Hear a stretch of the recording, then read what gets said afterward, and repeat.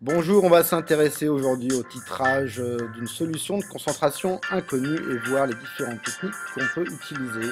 C'est parti. Donc voilà, titrer une solution, c'est quoi? C'est tout simplement essayer de doser, faire des techniques de dosage qui vont permettre de déterminer la concentration des ions dans une solution. Alors, l'idée, c'est en fait de faire réagir tous les ions de la solution avec une autre espèce chimique dont la concentration est connue. Alors, on va avoir une solution titrée. C'est la solution dont la concentration est inconnue. Et puis la solution titrante, c'est la solution qu'on va utiliser pour la faire réagir avec l'autre espèce. Et on aura la concentration connue, évidemment, pour la solution titrante. Alors on peut avoir plusieurs techniques. Premièrement, les titrages colorimétriques qui sont basés sur des changements de couleur lors de la réaction chimique.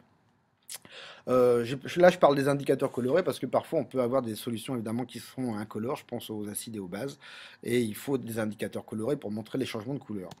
Les titrages conductimétriques, en fait, il faut comprendre que les solutions, par exemple, qui contiennent des ions, sont des solutions qui peuvent conduire le courant.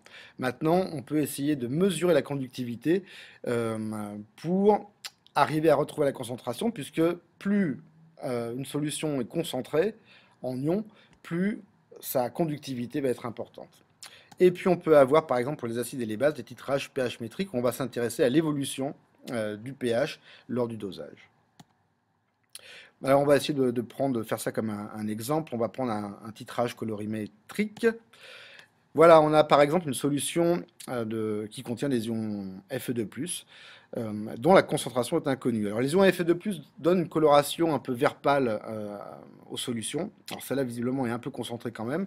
Parfois elles sont beaucoup plus pâles.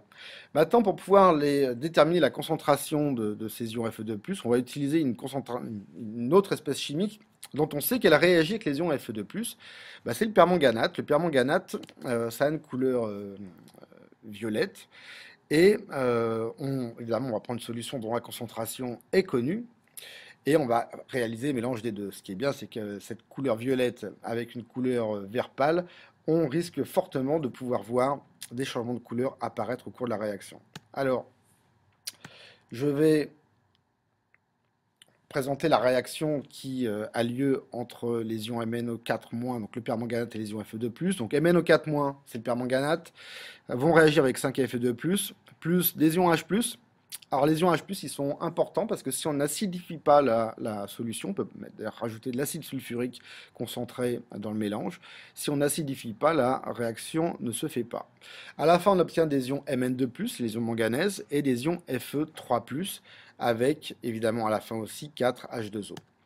Alors, au niveau des données, donc, ce que je vais faire pour les ions Fe2+, je vais leur attribuer une concentration C2, un volume V2. Pour le permanganate, C1 et VE. Je parlerai un petit peu du VE. La concentration des ions Fe2+, je ne la connais pas. C'est ce qu'on cherche à déterminer. Par contre, le volume, évidemment, je le connaîtrai à l'avance. C'est moi qui vais choisir quel volume de solution je vais prendre. Le permanganate, la concentration, elle, je la connais. Le volume VE, on va chercher à le déterminer au cours du dosage. On va essayer de voir quel volume il faut verser de permanganate pour faire réagir complètement tous les ions Fe2+. Donc VE, c'est ce volume à l'équivalence qu'on va pouvoir déterminer au cours de l'expérience. Alors, petite remarque sur la couleur des ions Mn2+, ils sont incolores. Les ions Fe3+, eux, peuvent donner une coloration un petit peu jaune aux solutions.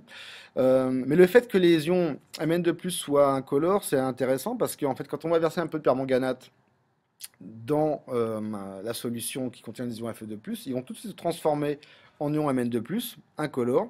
Et donc, on n'aura pas de persistance de la solution violette. On aura une persistance violette de la solution quand on aura fait réagir tous les ions Fe2+.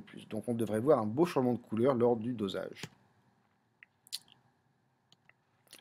Donc ici, justement, je voulais vous montrer un tout petit peu qu'est-ce qui se passe quand on verse du permanganate dans des ions Fe2+. Vous voyez, pour l'instant, la coloration violette disparaît.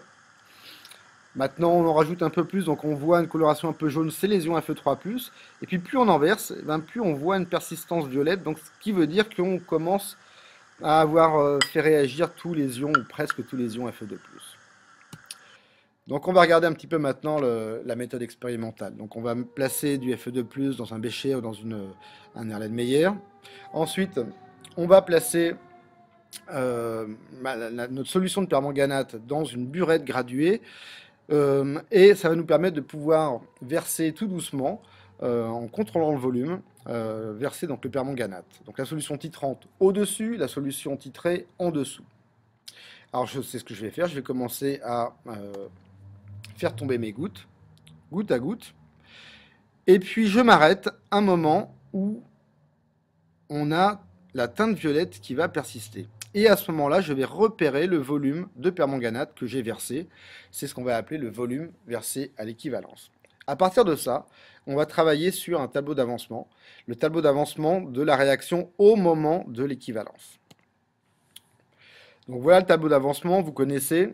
Tout de suite, je peux dire que je ne vais pas m'intéresser aux ions H+ et H2O.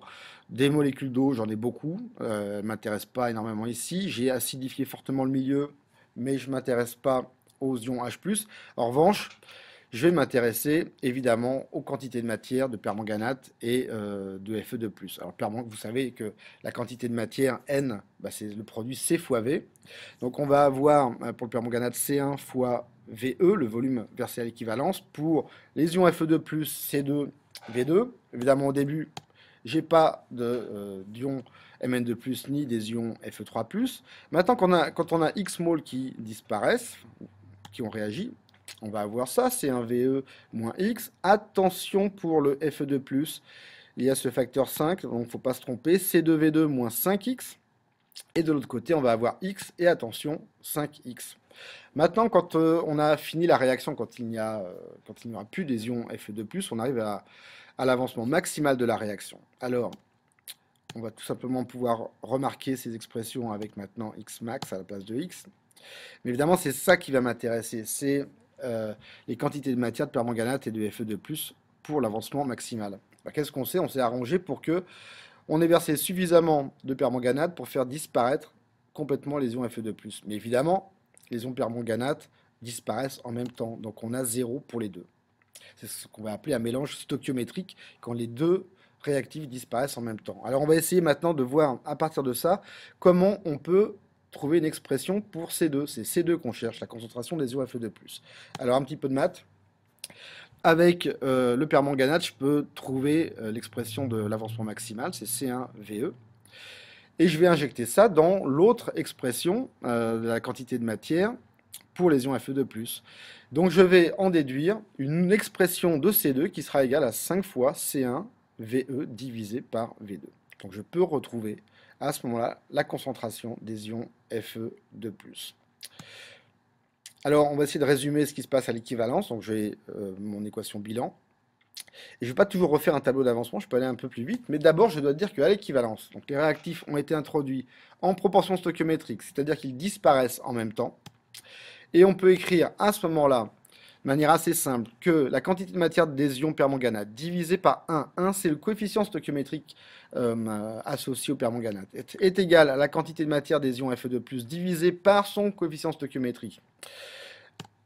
Maintenant, je remplace les quantités de matière par leurs expressions en fonction de C et V, et j'en déduis donc la concentration C2 des ions Fe2+, est égale à 5 fois C1VE divisé par V2. Alors voilà, maintenant on peut essayer de regarder un autre exemple de titrage, donc le titrage conductimétrique. On va prendre une réaction entre des ions OH- et H+, qui vont former de l'H2O. La solution qui contient des ions H+, bah, je ne connais pas sa concentration, donc c'est la solution titrée, je la mets en bas. Au-dessus, je mets des ions OH- qui viennent de la soude, dont la concentration est connue. J'aurais pu mettre un indicateur coloré pour observer des changements de couleur, mais là justement mes deux solutions sont incolores. Et a priori, quand je vais mélanger les deux solutions, on ne verra aucun changement de couleur. Alors comment on peut avoir accès à l'équivalence? Le moment où on aura fait réagir complètement les ions OH- avec les ions H+, on va prendre en fait un conductimètre qui va mesurer la conductivité de la solution. Alors évidemment, les ions OH- et H+ sont conducteurs. Quand on aura versé autant d'ions d'ions OH- que d'ions H+, on aura tout transformé en H2O qui est beaucoup moins conducteur que les ions. À ce moment-là, on va avoir un minimum, trouver un minimum de la conductivité. Alors j'ai oublié de dire, donner les unités de la conductivité, ça s'exprime en Siemens par mètre. Donc c'est parti, je fais mon dosage, donc j'y vais goutte à goutte presque, c'est parti. Et mon conductimètre va enregistrer la conductivité.